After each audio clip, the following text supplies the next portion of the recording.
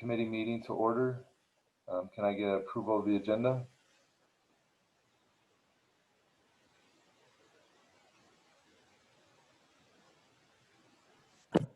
Sturm, so moved. Second, Huesman.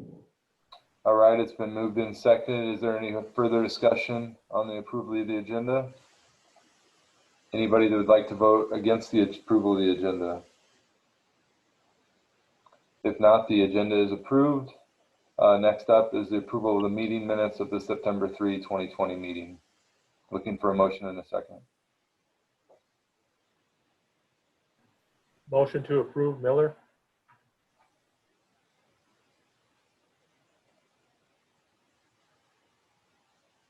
Second, Huesman. All right, we have a motion and a second for the approval of the meeting minutes. Any further discussion? Anyone opposed to the approval of the meeting minutes? If not, we'll consider the meeting minutes approved. Next up is a report and vote on the excess TAP funding recommendation. Todd, are you going to take this one? Yeah, thank you. Much like we did with the STPG funds a while ago, reviewing our TAP funds with the DOT, we determined that there was approximately $700,000 available in excess TAP funding. We discussed this with some of our executive committee members and also the STPG sub-funding committee. And one of the things that before this information became available was that Polk County Conservation had approached us seeking funding for the trestle-to-trestle bridge that had been washed out in the flooding, if you recall.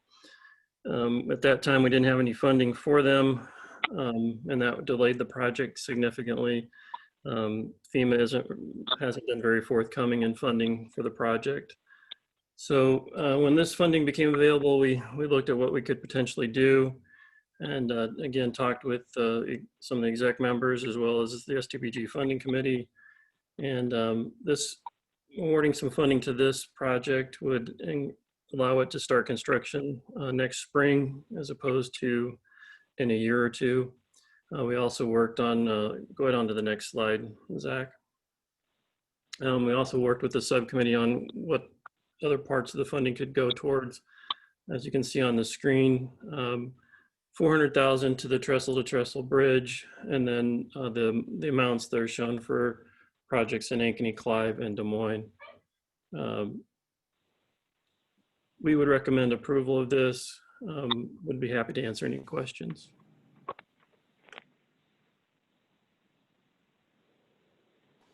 All right, any questions for Todd on the excess TAP funding recommendation? Yeah, this is Paul with Ankeny. Can you hear me? Yep, we can hear you, Yep. Paul. Yeah, I think, yeah, as an avid bike rider, it's definitely pinch point not having this bridge in there. So I think this is a very viable project to do to get that bridge back in there. It's a big hole in the regional system, so I'm in favor of this. I was just curious, out of the $1.5 million that this project costs for Polk County to get it put back in, do they have other funding sources besides this $400,000 that the MPO is going to Yes. put towards it? A good question, Paul. Yes, they do. They've put together a package with funding from the city of Johnston, Polk County, a couple other sources. So they have, with this amount of money from the MPO, they can move forward with the project with the other partners Okay. they have lined up. Okay, thank you. Any other questions or comments for Todd? If not, we're looking for a motion and a second. This is Wellerding, move approval.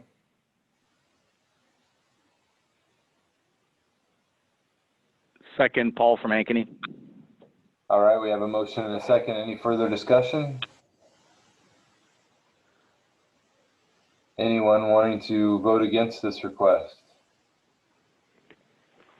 If not, we'll consider approved. Thank you. Thank you. Next up is an updated TAP scoring criteria and SRTS set aside. Shrioshi. Yes, thank you very much. So the MPO staff has been working on a proposal to update the TAP scoring criteria, and this is the scoring criteria that's used for TAP projects that are submitted to be able to receive non-motorized transportation funding. So before I jump into the table that I sent you with the agenda packet, I wanted to give you a little bit of context and background on why we are looking at this update right now. So there is primarily three key goals why we are looking at this update. So the first goal is to be able to match the scoring criteria a little better with our long-range transportation planning goals. So the TAP scoring criteria that's used right now is fairly old and hasn't been updated recently. However, the MPO a few years ago completed its long-range transportation plan, and there was also an update done last year. And so it was time to look back to our long-range transportation planning goals and make sure that the criteria that we're using for scoring TAP projects were matched a little better with our goals that we have set in our long-range plan. The second reason being that we wanted to refine and update the criteria themselves. So right now we use 9 broad criteria for scoring the projects, and they're fairly broad, they're subjective in nature, and there's a little bit redundancy as well. So the intent is to fix some of those issues to be able to make the scoring a little bit more objective and clear and transparent, not just for staff and the decision makers that fund the projects, but also for the applicants themselves. And finally, we wanted to improve the process as well. Right now, the TAP application and award process is slightly longer than the STBG process, and the reason being that it's a two-step process. Every year we set up a scoring committee that reviews the application, scores them, provides a recommendation to the funding subcommittee, and then the projects are awarded. By having a much more clearer and detailed scoring criteria, we don't need to do that, and we can eliminate that extra step, and that makes the process a little bit simpler and more efficient moving forward. So those are the key reasons why we are looking at this update right now, and are really driving this this new update to the scoring criteria. Moving on to what exists right now. The existing scoring criteria includes about 9 different elements, and they can be categorized broadly under these 3 topics. So multimodal aspects, system connectivity, and local support. Next slide, please. The updated criteria, again, as I mentioned, we're trying to tie it back to our long-range transportation goals. So there's 4 goals that we have picked, and then there are subtopics under each of the goals, and then the criteria themselves are under each of those subtopics. So the 4 broad goals or topic areas are multimodal options, system connectivity, health and environmental sustainability, and safety. So the multimodal options and system connectivity are probably the closest that are to what we have right now. We have added a couple new topics based on the goals, health and environmental sustainability, and safety. And I'll go into that a little bit more in detail. The other new topic is the Safe Routes to School. We are providing an option for projects to receive additional scores under Safe Routes to School, and that's under the system connectivity goal. And so this is just an incentive and a way to encourage communities to apply for Safe Routes to School projects if they do have those kind of needs in their community. So the scoring table that's before you right now, or was sent in your agenda packet, has gone through a few different iterations. We shared it with the Bike Ped Roundtable and received input from them. We also shared it with the Planning and Engineering Subcommittee and received feedback from them. So it's been updated a few times, and we got really good feedback from these organizations. It was also shared with the scoring subcommittee, and they have looked at it and recommended approval as well. So with that, I'll talk a little bit more about how the points are broken out within the table. As I mentioned, there are 4 broad goals or topic areas, and this is how the points are roughly divided. Multimodal transportation options and system connectivity have 25% of the points each, and they include multimodal options, of course, include active transportation and multipurpose aspects. The system connectivity section includes connectivity as well as safe routes to school. The 2 new topic areas, health and environmental sustainability, includes environmental justice for projects that either directly or indirectly are able to address environmental justice, are able to get points, as well as projects that incorporate stormwater and green design elements into their project design.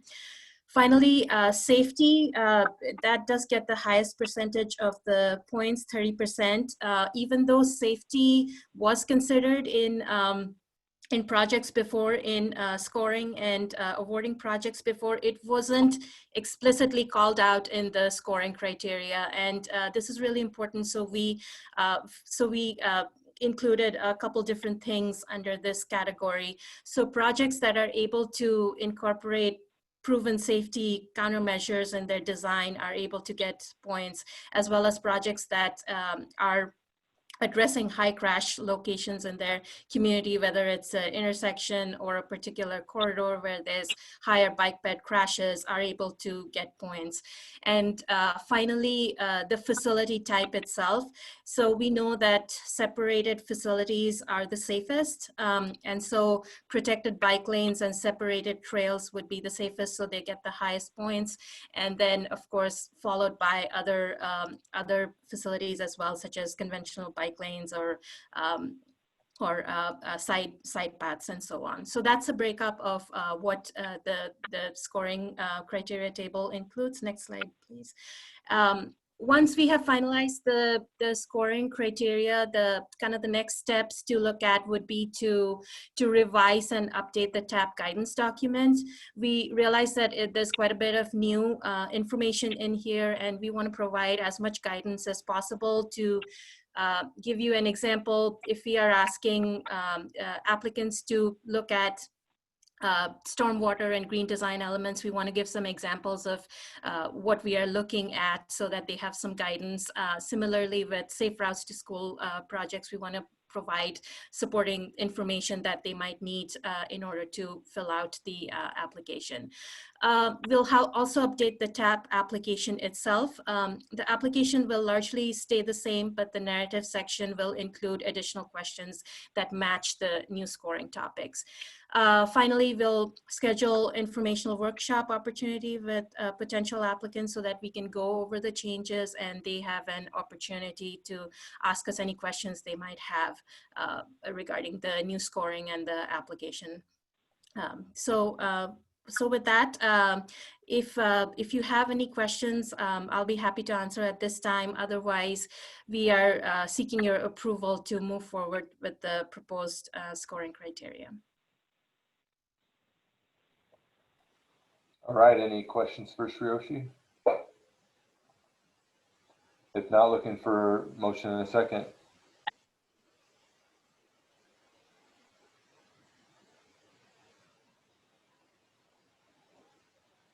I will motion to accept the updated TAP scoring criteria. Huesman.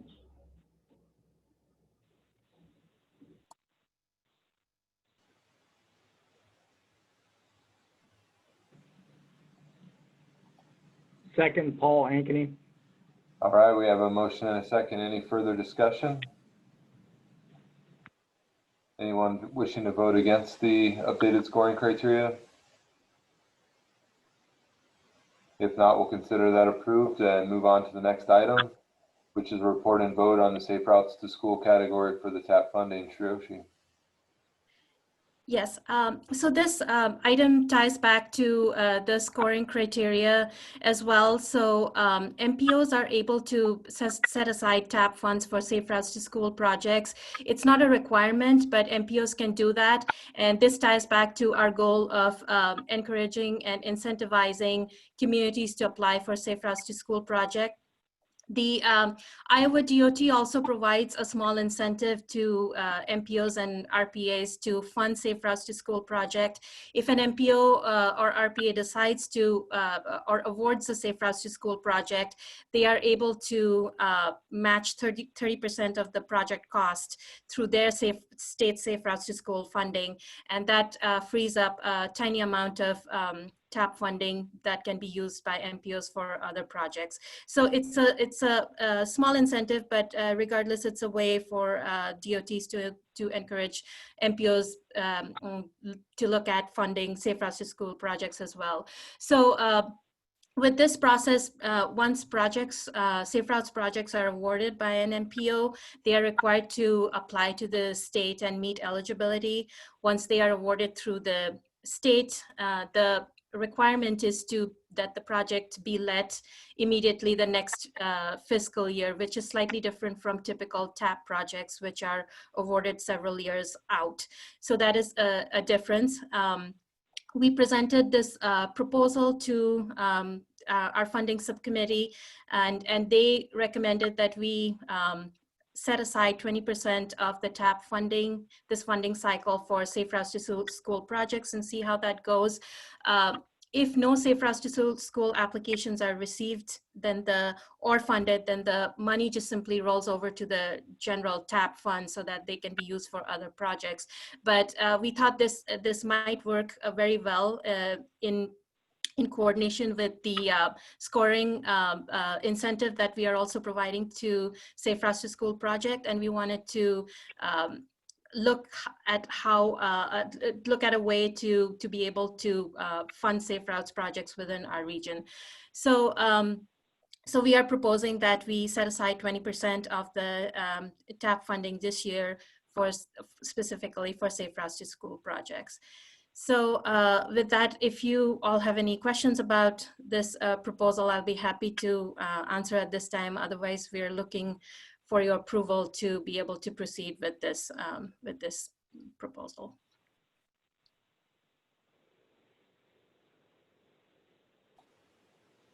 Any questions for Shreyoshi? I guess I had one regarding the with the Safe Routes to School having to go the next fiscal year. We'll just shuffle the money around then for because obviously the other TAP funding is that multi-year, many years out. So how will that be done? Yes, so the MPO will have to move the project forward. Typically, a TAP project would be awarded 4 years out, but if it does end up getting the state funding, then it'll have to be programmed in the next fiscal year so that they're able to proceed. But since this is going to be a small amount with just 20% of the TAP funds, we feel that we will be able to move the project around should a project like this get funded through the TAP funds. Okay, any other questions? If not, we're looking for a motion in a second. Mark, with Ankeny, move to approve. Tregesser, second. All right, we have a motion and a second. Any further discussion? Anyone wishing to vote against this? All right, with that, we'll consider that approved. Thanks, Hiroshi. Next up is the federal legislative agenda for the DC trip. Zach, are you taking this one? Yes, thank you. Each year, the MPO helps solicit projects for a priority project list for the Greater Des Moines Partnership trip to DC. So it's that time of year again to start soliciting those projects from communities. I have sent out a list of last year's projects to all the committee members this morning. I would ask that you look through that list, make any changes you need to the existing projects that are in there, add projects, remove projects. Whatever you have to do to update that list to prepare it for next year's DC trip. I would ask you to make those changes and then send that list back to me by the December 11th deadline. So again, this is just a process that we go through every year, and we're just kind of kicking that off this month and asking that you submit those changes to us by December 11th. So if you have any questions about the list or the projects or the process for that matter, I'd be happy to take those questions at this time.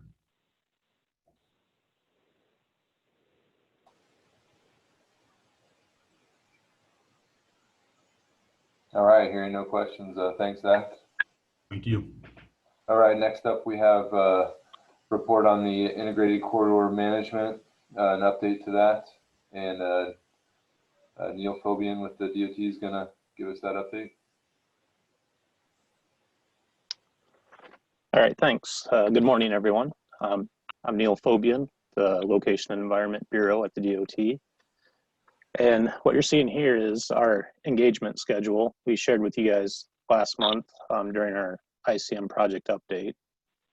This morning, I wanted to kind of focus more on just this first item, these committee meetings that are going to be starting this fall, and how they tie in kind of with our 3 goals or key initiatives of securing that federal grant or attempting at a federal grant, and then working on funding a non-freeway project between the DOT and our locals. And then again, just building on that positive public perception of the ICM. So, next slide. So we've broken these committees up into 3 working groups. We have a personal mobility committee, a green light committee, and then a freeway solutions committee. Each group will have 4 meetings starting this November and go through May of next year for a total of 12 technical working group meetings. Next slide. The first group is this personal mobility committee, and this committee will focus on themes in the Des Moines ICM vision for access, system integration, equity, and system management. Here's where we're gonna hopefully achieve one of our key initiatives or goals of securing a federal grant, which will focus on funding personal mobility, decision support for active traffic management, and potential for transit operational improvements. This group, we hope to have some members, key members for this group, including DART, MPO, HERDA, the Street Bicycle Collective, Greater Des Moines Partnership, some of the Environmental Roundtable, possibly the Smart City, and will also include DOT, Public Transportation, and our Systems Planning Bureau. The next slide that I'll show here is kind of a good example of how this personal mobility and the ICM tie together. This is a rough concept for a traveler app that we mentioned last month, and this would provide some opportunity to address regional goals for mode shift and reduce congestion.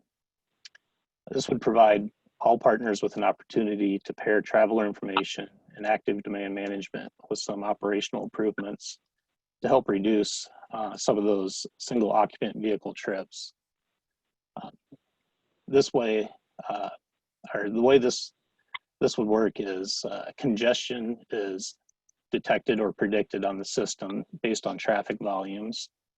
And then a decision support system would recommend a response to corridor partners, and new travel recommendations would be sent to user smartphones through the app. This concept is something that we started a few months ago, but we just didn't have enough time to fully develop the idea and get enough traction to make it a go for the grant cycle that we were working at. So we hope to be able to revisit this. Next slide. So the next working group is the Green Light Committee, and this committee will focus on regional corridors for signal optimization, look at possibly replacing some older controls with adaptive controls, and some transit signal priority. We also hope to focus on the high volume corridors with bottleneck conditions and look at investment priorities for the area's signalized corridors. The target members for this group would be some of the local jurisdictions, the Smart City Roundtable, MPO, DOT's Traffic and Safety Bureau, and DOT District 1. Next slide. So the last working group is the Freeway Solutions Committee. And this group will focus on near-term system operations and safety. The group will work together to develop solutions that minimize impacts to safety and congestion at spot locations on the freeway system by leveraging different modes and technologies.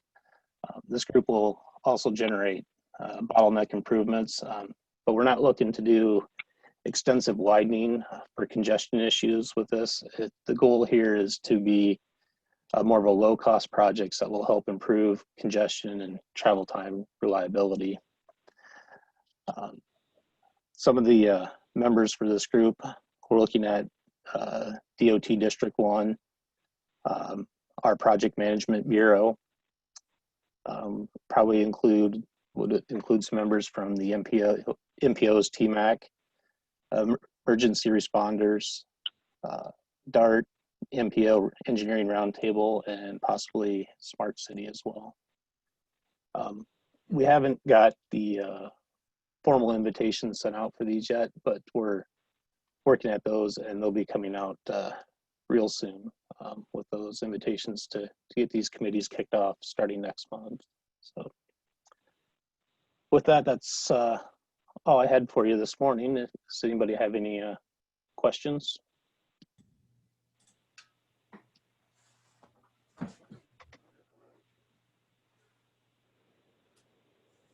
All right, thanks, Neil. All right, thank you. Next up, we have upcoming events. Gunnar. Good morning, everyone. I have a few things to update you on. Just want to draw your attention another time to the 21-day equity challenge that the United Way is putting together. This is self-guided learning starting here next week to learn how inequity and racism affects our lives and communities.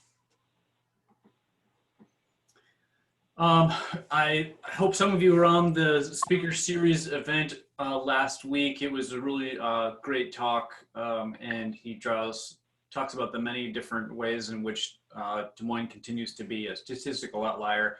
He also talks about challenges in his research. And I know this event is past date, but this one was really good. And I want to draw your attention to the fact that the whole thing is available for you to watch after the fact on the speaker series website.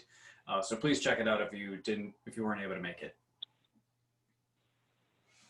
Also want to let you know that the iStorm conference this year is going to be statewide coming up here later this month. It is virtual. It is 2 days this time. And the keynote is from Seattle Utilities. We expect it to be a good conference.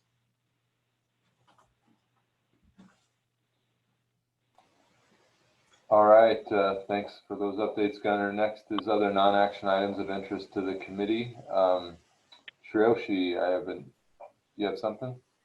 Yes, I just wanted to give you all a heads up that we received a request from Polk County to process a TIP amendment to the new 2021 through 2024 TIP for a project that has just received a $25 million build grant. This request came in after your agenda packet had went out, but I wanted to give you a heads up that we will be taking this amendment request to our executive committee and our policy committee for approval. But essentially the amendment request is to add this project to the TIP since it has received federal funding. So this is just a heads up that this request has come in. If you have any questions about the amendment request, I'll be happy to answer.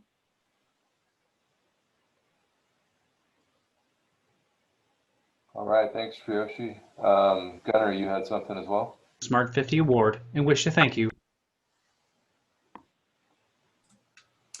Hi, yes. I'm not sure what happened with the slides there. We have a few slides, Zach. Yeah, I just wanted to draw your attention. Wish to thank you very much. I'm not sure why it's doing that. The Data Bike won an award from the Smart Cities. It was one of 50 smart city applications that were recognized with an award, and it is going to be highlighted at an upcoming conference. We have those details here for you. Do want to note that this is free for anyone deemed a city leader, which extends to all employees of municipalities. So this is a $425 value that you can go to for free coming up later this month. For the award, we did put together a short video, and we will attempt to play that now. The Data Bike was born in central Iowa, which is home to more than 600 miles of paved trails. Trails provide quality of life amenities for residents, as well as tourism and economic development. As regional planners, we wanted data on the pavement conditions to help plan for long-term maintenance. Large vehicles are used to collect this data in the streets. But for the trails, we created the Iowa Data Bike, combining several emerging technologies. An e-bike helps maintain a constant rate of speed. An iPhone over the rear axle scores pavement conditions with an app. A GoPro camera takes snapshots along the way. And a 360 camera captures images for Google Street View. We are honored to be recognized with the Smart 50 Award and wish to thank you very much.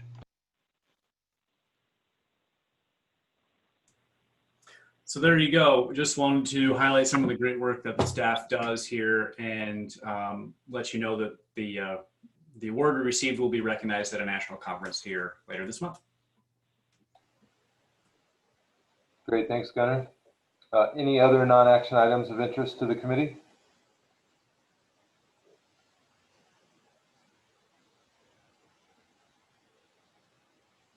All right, hearing none, the next meeting date is November 5, 2020 at 9:30. With that, we'll consider the meeting adjourned. Thank you, everyone. Thank you.